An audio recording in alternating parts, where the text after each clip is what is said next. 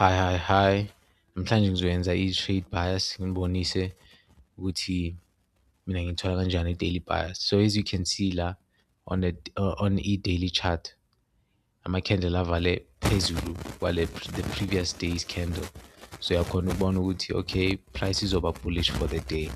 Ku-GBP side ivale above mara uyabona nangaphansi ayenzanga i-wick, so most likely ingaya phezulu and then icede iye phansi, yabona. So because of i-euro siyakhona ukubona ukuthi it's more clear this side ukuthi price izoya kuphi, which is izoya up. So nala we can expect ukuthi iye phezulu because lama asset for the most part ahamba in the same directional bias, yabona.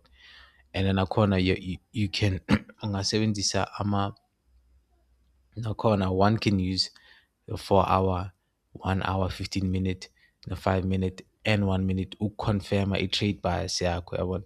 So ngithathe i-trade on the Euro USD ngizobona ukuthi izoya kanjani during the course of the day, and then ngizozama ukuni-update through another YouTube video.